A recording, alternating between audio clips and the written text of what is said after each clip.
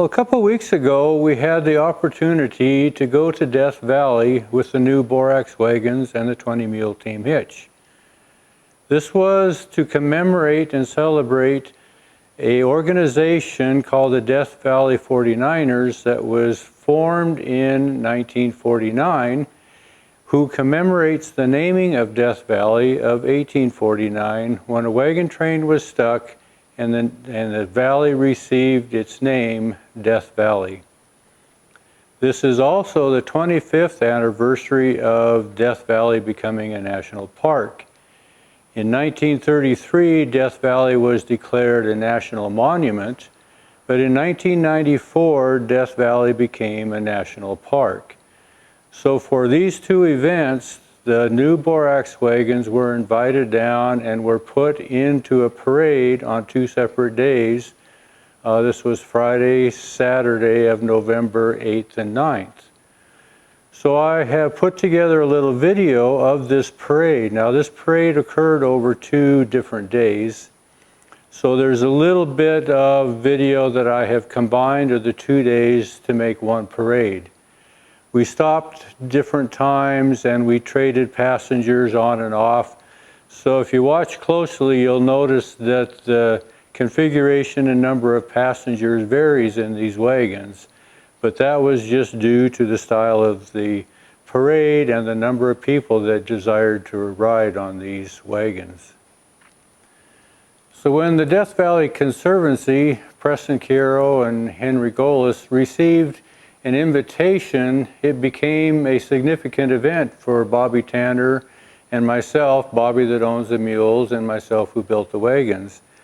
Because this was the first parade and the first time that these brand new wagons were actually going to be in the homeland of their ancestry.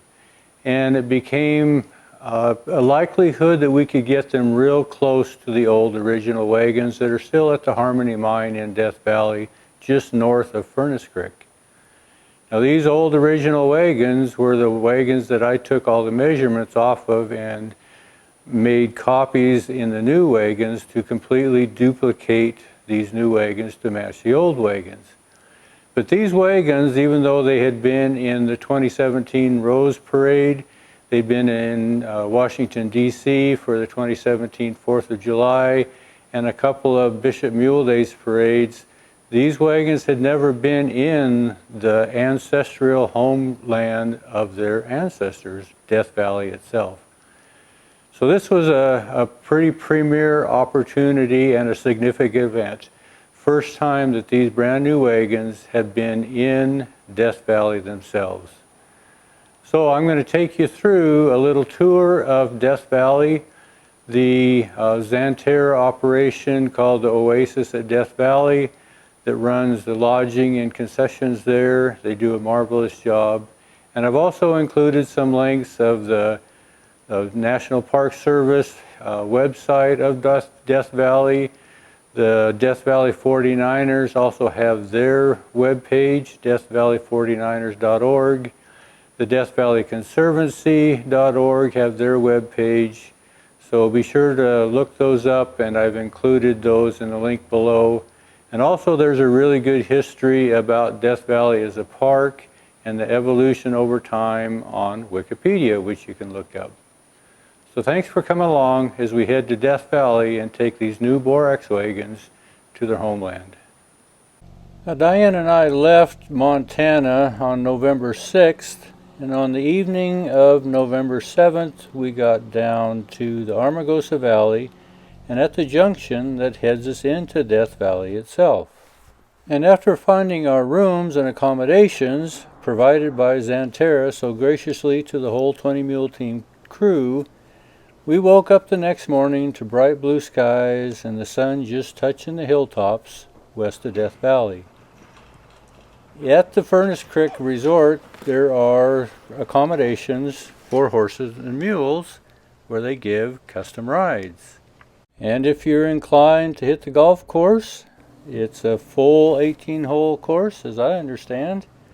And these guys are out bright and early in the morning getting things going, a really hard-working crew.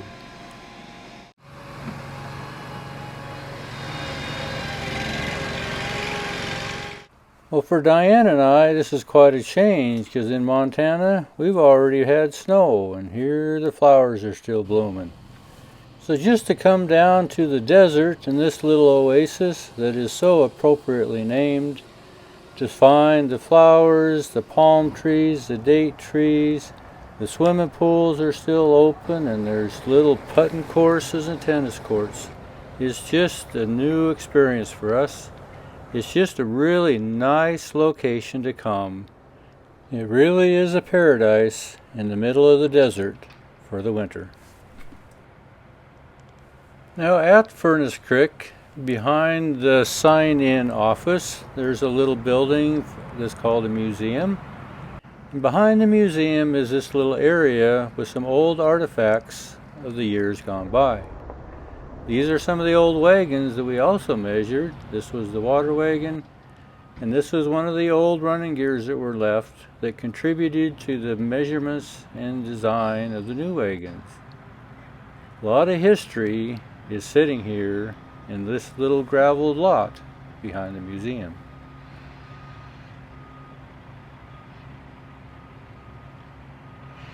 So if you haven't been to Furnace Creek for a while, for the last few years, you're going to notice a few changes. We did when we showed. The whole front of the building is different. It's been re-landscaped. The buildings have changed. It has just been updated tremendously, and it's a real pleasure and delight to walk through. This is the back of the sign-in office with the waterfall. It's just pleasant and serene. And across this little driveway where you walk into the lodging in the back is a new general store, a new cafe, and a really nice saloon where you can stop at the local watering hole. Now I know this might sound like a tourist guide sales pitch, but you get a chance, stop in. Well, the new wagons have been on display all week, and they're about a mile down the road where we're going to hitch up. But the mules are at the stable. We're going to load them up and take them up to the wagons where we can start to hitch them up for the parade.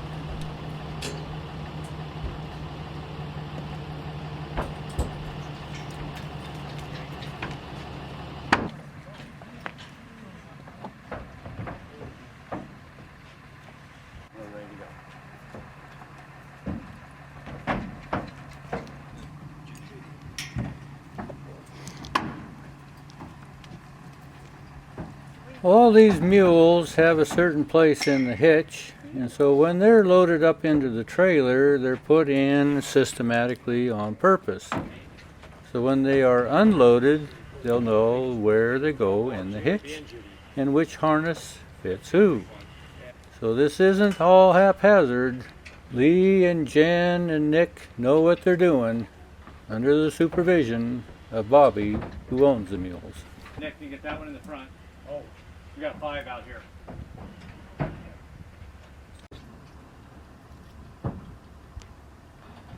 Also, Luke's going to pitch in. He's one who helps give rides through the resort through the wintertime.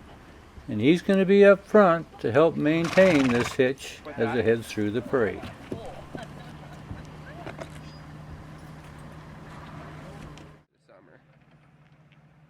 They're making it tough on those guys. Well, like I said, these wagons have been here in Death Valley all week. Now's the time to hook them up.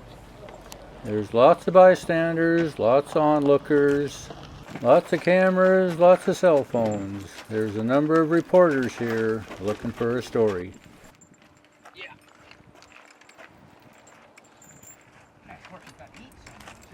Oh, yeah.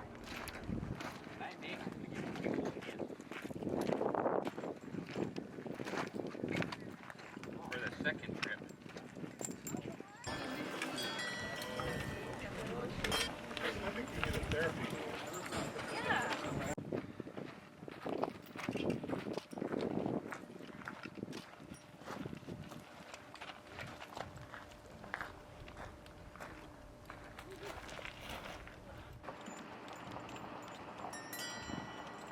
Now 20 animals is a lot of mules and a couple horses to harness and get hitched.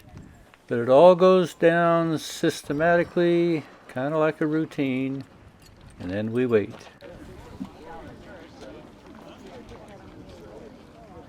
It's one of the reasons I don't like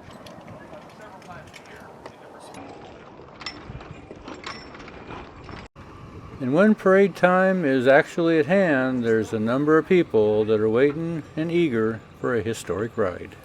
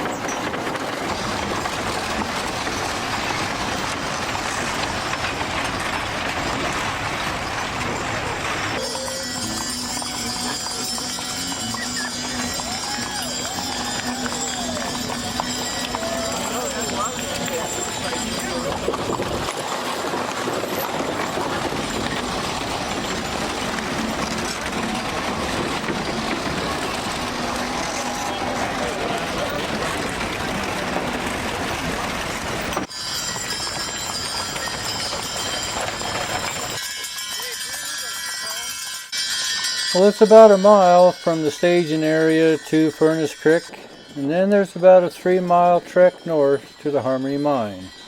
And that's where we're headed to go meet the old original ancestor wagons.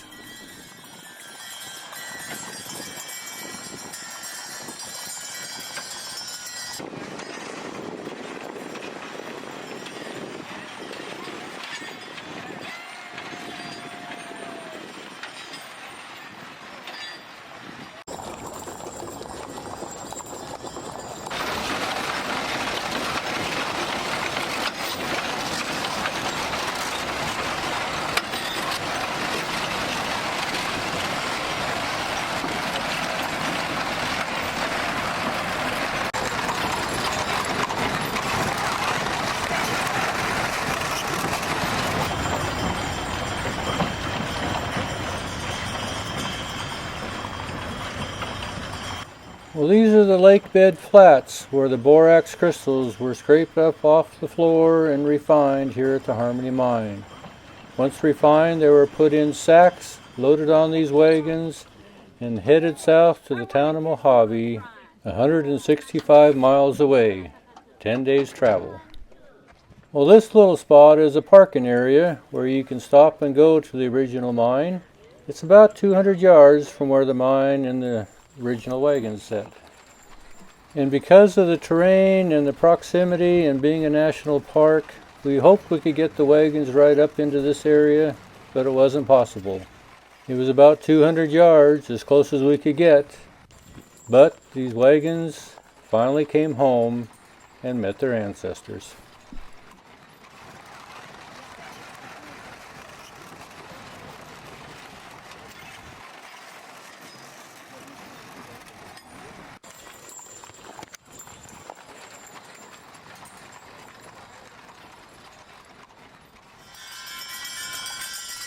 So once we're loaded back up and passengers are ready to go, we'll head her back south, go back to Furnace Creek, and meet the folks that are patiently waiting for our return.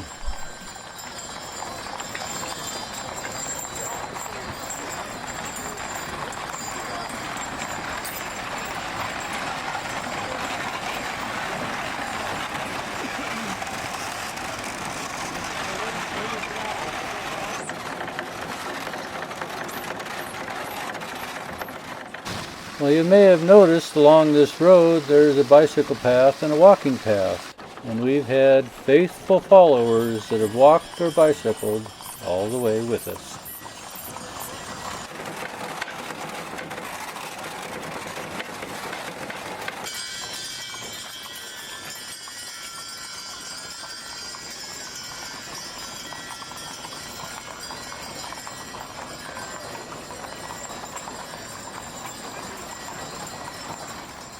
Well, it might be the first time for these new wagons to be in Death Valley in the center of the Mojave Desert, but it's not the first time that the jingle of heel chains and haim bells have made their ring through the valley.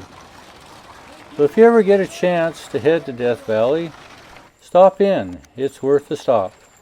These wagons, as you well know, are now at the Laws Museum just outside of Bishop, California. They have a building specifically made for them. You're welcome anytime. Death Valley is a unique national park, unlike any other that I have seen, though I haven't seen them all. If you ever get a chance, especially in the fall or the winter time, head to Death Valley and see what the desert is really like. Once again, thanks for watching.